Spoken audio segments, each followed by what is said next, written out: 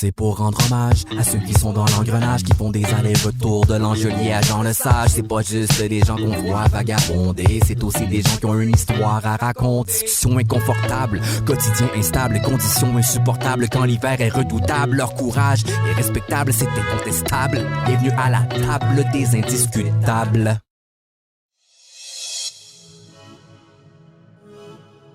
Salut! Je m'appelle Émilie et je suis agente de mixité pour l'engrenage Saint-Roch depuis 7 ans. C'est moi aujourd'hui qui va vous accompagner dans cet épisode qui traite d'un sujet bien particulier à Saint-Roch, la police. Et oui, peu importe c'est quoi votre opinion sur leur travail ou leur présence, vous en avez sûrement souvent entendu parler et même eu des conversations à ce sujet-là. Comme vous allez l'entendre à travers plusieurs témoignages, la police fait pas consensus. C'est pour ça qu'avec les indiscutables, on trouve important de souligner que dans un quartier comme Saint-Roch, il existe une pluralité d'enjeux sociaux. Puis à cause de ça, la question de la présence et de l'intervention policière nécessite de l'ouverture face aux différents points de vue. D'abord, il faut se dire que plusieurs personnes du quartier témoignent vivre quotidiennement un sentiment d'insécurité. Puis la présence des services policiers peut être rassurante face aux dangers et à la criminalité.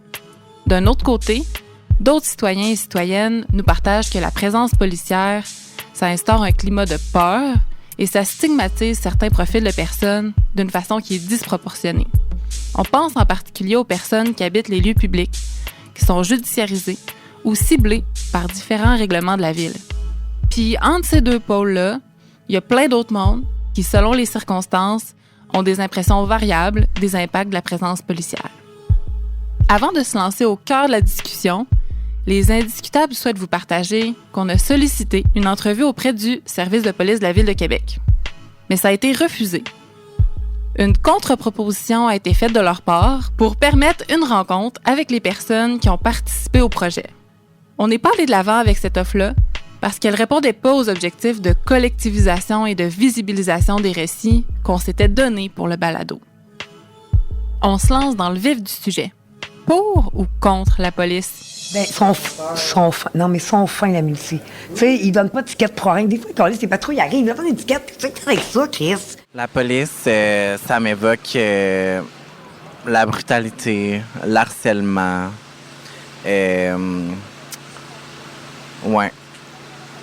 L'acharnement. On dirait qu'ils sont pas là pour protéger nos gens, mais qu'ils sont plus là pour les caler. Puis quand je les vois intervenir ou jaser avec nos personnes marginalisées, je trouve que je me sens impuissante.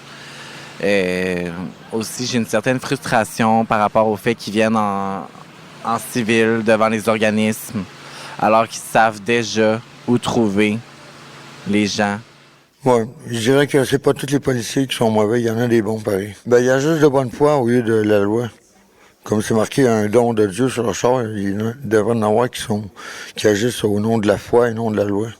Parce que c'est pas tout le monde c'est pas tous les policiers qui me donnent un ticket de 1300$ parce que j'ai nourri les oiseaux. Là. S'il arrive de quoi, mettons l'équipe multi, ça c'est correct. Parce qu'ils viennent vérifier si on va bien, si les gens vont bien ou bien sont là pour écouter. Je trouve qu'ils font le job. Puis, comme je vous disais, ils nous connaissent. Puis, vous seriez surpris de savoir comment est-ce qu'ils peuvent appeler du monde par leur nom, tu sais. Puis, ils sont bien corrects, je trouve. La pire affaire, c'est pas eux autres, c'est la condescendance des bobos de l'autre bord de la rue. Là. Quand les services policiers interviennent, il y a plusieurs effets. Parfois dans l'immédiat, mais aussi à moyen et long terme. Moi, j'ai pas peur d'eux autres, de ne pas dire rien, mais les deux polices m'ont frappé dans l'œil d'ascenseur. Fait qu'ils m'ont pété une benne, ça saignait, ça séchait. Fait que j'ai eu de la misère avec mon œil, j'ai été tout plaqué mon œil beurre noir, là. J'ai pas aimé ça, ben. Qu'est-ce que tu en penses? Et quand ils m'ont embarqué dans le char, j'ai démanché la poignée de porte. Quand ils m'ont sorti de là dans le char, j'ai fait attention, monsieur. Ton choix de là, hein? Bang! Pac! Avant de la pas eu, mais là, il est sur le côté. Bon, après ça, on a dit que je serais renfermé longtemps je serais longtemps sans sortir de là. Alors, ben, c'est fort. Puis il m'a dit, il veut pas qu'elle sorte de là pour un bon bout, qu'elle se calme les nerfs. Je dirais que le matin, ils sont un peu pas mal tordus. Ouais, on se fait réveiller, puis des fois, on n'a presque pas dormi de la nuit parce qu'on essaie de rester réveillé pour pas se faire voler notre stock. Puis là, on se fait mal réveiller, on se fait acheter tout ce qu'on a. Bien, pour faire le ménage, OK, je suis d'accord avec ça, OK? Oui, c'est vrai que ça attire les bestioles, ça attire toutes sortes de choses. Ça, je comprends, OK? Parce que pour moi, j'aime bien passer d'une place qui est propre, OK? Mais si t'arrives, moi, je sais pas, j'ai pu m'acheter un bicycle à 40$. Ben là, la ville passe, pogne mon bicycle, le jette. Il jette mes sleeping bags, il jette mes couvertes, il jette tout, OK? Parce que je suis couché d'un autre coin, OK, à l'abri, OK, que j'étais trop écarté pour me souvenir où est mon stock. Architecture sans frontières ont été mandatés par la Ville de Québec en 2023. Ils ont produit un rapport qui étudie le Code Saint-Roch en matière d'itinérance et d'aménagement dans l'espace public. Le rapport mentionne, et je cite, « Les pratiques de démantèlement de campements sont présentes à Saint-Roch. Selon une interprétation de règlements municipaux qui interdisent le camping, entre autres, l'équipe d'Architecture sans frontières Québec soutient qu'il est pressant de revoir les pratiques existantes qui sont coûteuses en termes de mobilisation de fonds publics, inefficaces, malgré une pratique rigoureuse, des campements se créent quotidiennement et surtout qui entraînent l'isolement et exacerbent la précarisation des personnes visées par ces démantèlements. Perte des effets personnels, expériences négatives avec les forces de l'ordre, déplacements forcés et désorganisation du tissu social. D'ailleurs, un jugement de la Cour suprême de la Colombie-Britannique affirme que d'empêcher de dormir ou d'établir un abri dans un parc est une violation de la Charte des droits et libertés. Moi, j'en garde la police en avant, t'es 6 polices en entour d'une personne vulnérable parce qu'elle a consommé au-dessus, ou peu importe la trajectoire de vie, là, on est en train de te dire, va-t'en 17, t'as pas le droit d'être dans ce parc-là parce que tu n'as arraché dans la vie. C'est violent, Chris. L'opération ménage, là, c'est violent. Tu te débattes, tu te dépossèdes, tu déstabilises les gens, tu les déracines. Puis tu les déracines d'une racine qui était fragile. Moi, à mon avis, tu les mets en danger. Tu les exposes. Je suis capable de même le démontrer que les inégalités sociales de santé, mais les bonnes pratiques de santé, tu mets en danger ces gens-là. Mais il n'y a pas de volonté de changer ça. On n'est pas capable. On est encore dans cette affaire-là, sinon ça va augmenter. Je trouve qu'ils font beaucoup d'intimidation, comme par exemple quand ils font le ménage, entre parenthèses. Sont comme 6 chars, sont comme 12 policiers avec les bras croisés. Ils parlent mal à notre monde, ils les rabaissent. C'est déjà que notre monde, ils n'ont pas besoin de ça. Ils ont besoin de se faire donner de l'espoir et de l'estime. Redonner, en fait, de l'espoir et de l'estime. Puis c'est ça. Je trouve ça hypocrite, puis je trouve ça abusif.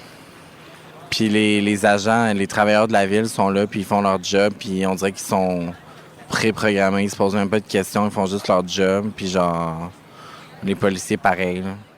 Même si les policiers, 80%, je penserais des policiers aussi, comprennent que ce qu'ils font, les policiers patrouilleurs, que c'est complètement inutile. Puis ils voient bien, à force d'être exposé de force, là, à la limite, je finis par te comprendre, te parler, savoir d'où tu viens.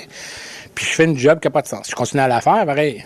Puis tu questionneras pas le niveau hiérarchique dans ce type d'organisation-là. Ben, les gens sont traumatisés, ils se font voler leurs affaires, ils se font jeter leurs affaires, leur carte d'identité, leurs objets de valeur. C'est comme s'il n'y avait aucun souci. Genre, quand ils font le ménage, ils ramassent tout, ils jettent tout, mais genre, je comprends que visuellement, c'est pas beau, mais c'est leur vie, c'est leur bagage, c'est leur appartement, finalement. Là. Devant la police, est-ce que tout le monde est égal? Puis il y en a, même qu'on connaît, qui se font donner des tickets pour ivresse sur la voie publique, puis qu'on sait très bien qu'ils ne consomment aucun alcool. C'est juste qu'ils circulaient dans une ruelle.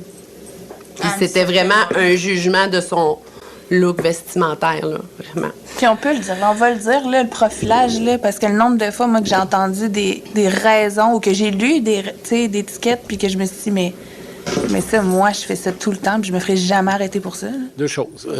L'étiquette, de toute façon, c'est du contrôle social. Fait que dans la notion du contrôle social, on veut contrôler certaines communautés pour des comportements, des gestes qu'ils posent qu'on veut pas avoir. Puis c'est des normes, tu sais. Une société, ça marche avec des normes. Fait que si t'es pas dans la norme, ben, on va mettre une règle pour que tu rentres dans la norme ou que tu respectes la norme. C'est du contrôle social. Les amendes, ce n'est que ça. Donc, on a décidé, pour plein de raisons, qu'il y a des gens qui ont des comportements qui dérangent, qui sont hors normes, qu'on va rentrer dans la norme, ou si t'es pas dans la norme, tu vas payer le prix. Donc, c'est simple de même, là.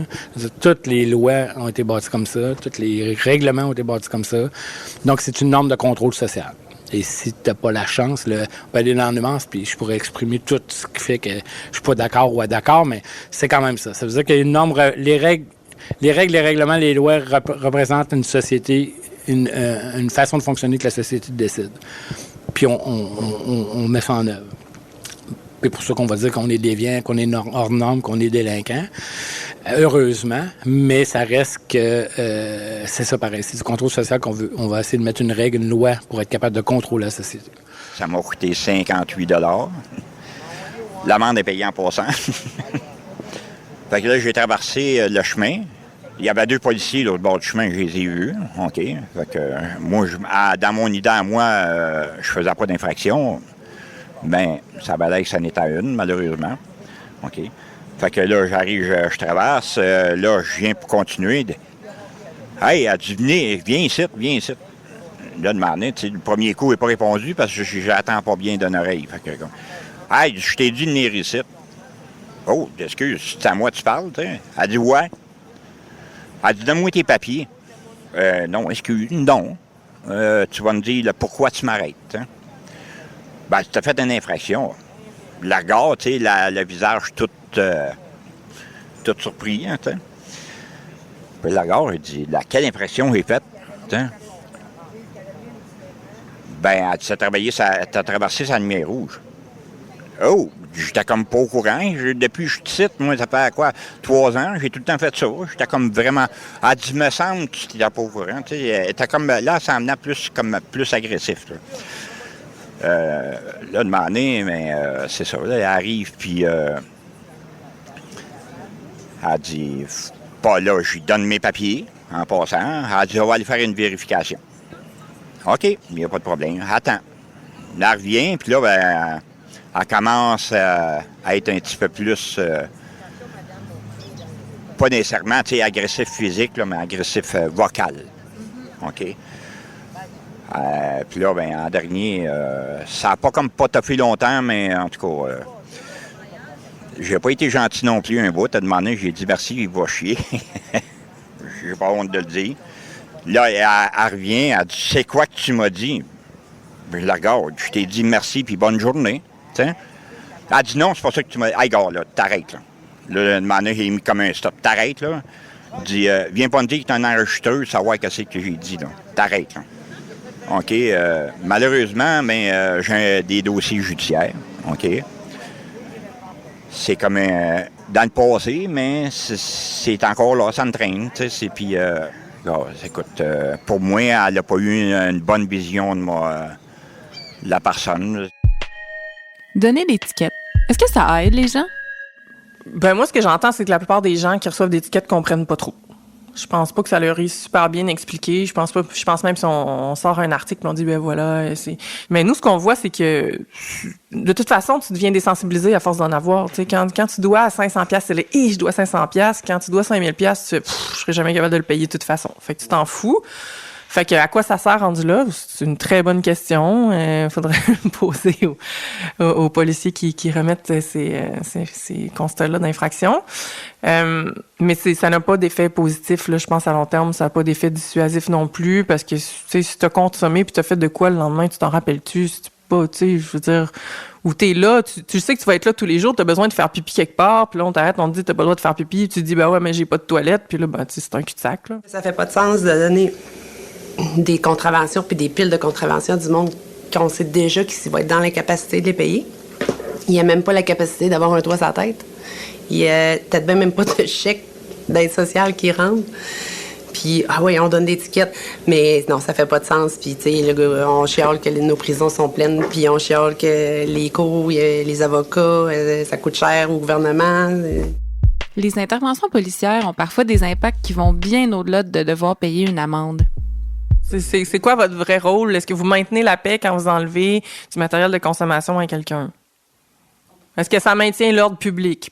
Le plus de dommage avec ça, c'est que les gens ont intégré maintenant la notion d'être indésirable par la présence policière. Ça, c'est un dommage à long terme. Pour moi, c'est plus grave que l'étiquette à la limite, là. Maintenant qu'on comprend mieux les différentes perspectives qui concernent les interventions policières et les effets qu'elles peuvent avoir sur différents groupes, qu'est-ce qu'on peut faire pour que les choses changent? C'est quoi notre pouvoir pour influencer des pratiques qui nous touchent quotidiennement? Aux Indiscutables, il y a plusieurs personnes qui pensent qu'une partie de la solution pourrait se trouver dans la formation. Il devrait refaire une formation, puis on va inviter PES pour qu'il donne des entrevues aux nouveaux policiers, puis réfléchir la mémoire pour les anciens policiers. Je sais pas c'est quoi les formations qui sont données aux policiers là, par rapport à ça, tu sais. Puis je comprends qu'ils n'ont pas une job facile non plus, on va s'entendre, là. Ils se font garrocher dans toutes sortes de situations impossibles à gérer, tu sais, finalement, à devenir des intervenants, tu sais. Fait que je comprends qu'ils deviennent tannés, mais comme nous, on forme nos intervenants, peut-être faudrait aussi penser à de la formation continue qui est en lien direct avec ce que les policiers font à longueur de journée. Ouais. S'ils sont formés pour la fois, ils vont rencontrer un gangster qui leur pointe un gun sur la tempe, ça va-tu leur arriver dans leur vie? Mais des gens qui vont fumer du crack devant eux, ça va leur arriver tous les jours. Fait qu'ils sont peut-être pas... peut-être faudrait changer le plan de formation. Mais bon, c'est pas à moi de faire ça. Ben, il faudrait qu'un intervenant... Ou les intervenants de rue aussi, dire, bon, regarde, on va donner une formation, puis... que soyez patient avec les gens, ne soyez pas brusques avec les personnes, puis de faire attention, là. En ce qui a trait au ménage de la ville, est-ce qu'une autre approche serait possible? Ça serait juste de respecter ça, puis de faire le ménage avec eux, pas de le faire à leur place. Les impliquer à la tâche. Quelque chose d'autre qui est ressorti, c'est toute l'importance de tisser plus de liens avec la communauté. L'important, là, mettons, là, avec les policiers, il faut qu'ils apprennent à connaître les personnes. On préfère une mise en situation. Si les policiers sont pas habillés en policiers, d'aller dans, mettons, café rencontre, d'aller au répit, d'aller pour vous montrer que des fois, on va bien, des fois, on va pas bien. Faut laisser le temps aux gens. Pourquoi vous faites pas un party d'œil au parvis? Ça serait cool. Dans le fond, est-ce que ça se peut qu'il faudrait revoir où on investit notre argent? Donc, tu sais, qu'on investisse un peu plus dans l'intervention, puis, tu sais, dans les services sociaux qui accompagnent les gens, qui leur permettent, tu sais, de construire des choses, plutôt que, tu sais, d'aller dans la répression, puis dans tu sais, la personne ne peut pas faire ça, tu sais, ne devrait pas être, par exemple, dans l'espace public ou les choses comme ça, parce que je pense que c'est pas comme ça qu'on aide les gens. C'est plutôt en les soutenant, plutôt qu'en les chicanant, mettons, je vais dire ça comme ça.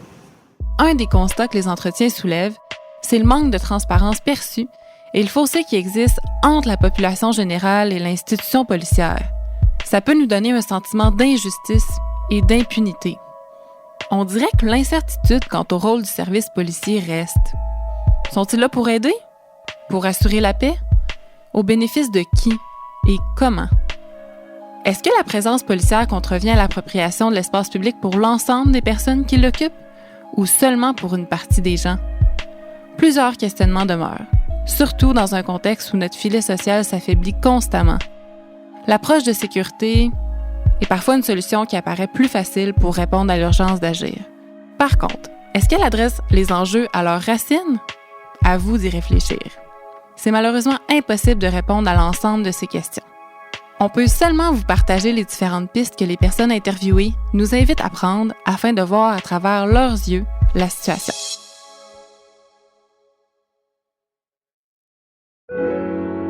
On a jasé de toi. On a jasé avec toi. Qui ça? Les Indiscutables! Indiscutables! On a jasé de toi avec les Indiscutables. Tous les enjeux que nous vivons dans ce quartier indispensable. On a jasé de toi avec les Indiscutables que les gens nous disent c'est pas votre place. On a jasé de toi avec les Indiscutables. On a répondu, on est en vie. On a jasé de toi avec les Indiscutables. Sais-tu que d'avoir une trousse de Naxolone, ça peut sauver des vies? On a jasé de toi avec les Indiscutables. Dans le quartier, on voudrait tout égal. On a jasé de toi avec les indiscutables. Sais-tu que l'étiquette ne devrait pas exister pour un monde qui vit dans la pauvreté? On a jasé de toi avec les indiscutables qu'il devrait y avoir des logements sans préjugés. On a jasé de toi avec les indiscutables pour vous dire les étiquettes vont sur les pots et non sur les personnes.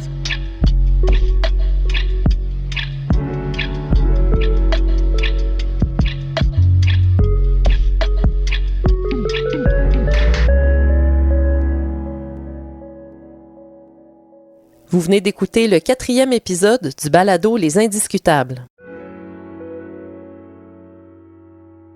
Enregistré et réalisé en 2025 et 2026 par un collectif de citoyens et de citoyennes qui fréquentent le quartier Saint-Roch. Au fil de plusieurs rencontres, ce groupe s'est impliqué dans toutes les étapes de la réalisation du balado, depuis les décisions quant aux thèmes abordés jusqu'à la réalisation d'entrevues, le choix des contenus, le montage et la narration. Merci donc aux Indiscutables, les maîtres d'œuvre de ce balado. Alexandre, Bébibou, Cécile, Denis, Nathan, Diane, Éric, Florence, Jacques, Jean-Pierre, Jean-Claude, Jessie, Karine, Laurence, La Puce, Marie-Claude, les deux Mario, Sandra et Val. Narration, Émilie Leclerc. Thème d'ouverture, Cogiter. Le slam Les Indiscutables est un texte de Cécile Bellemare, interprété par Les Indiscutables. Prise de son, Emilia Guillemette, Chéna Fleury, Marlène Bordelot. Montage, Marlène Bordelot. Mixage et habillage sonore, Jacques Ferland. Coordination de projet, Emilia Guillemette, Chéna Fleury, Émilie Leclerc et Marie-Josée Renaud. Une collaboration de l'Engrenage Saint-Roch et de CKIA-FM. Ce balado a été réalisé dans le cadre du programme Culture et Inclusion du ministère de la Culture et des Communications du Québec. Merci à la Caisse d'économie solidaire des Jardins qui a rendu possible ce balado.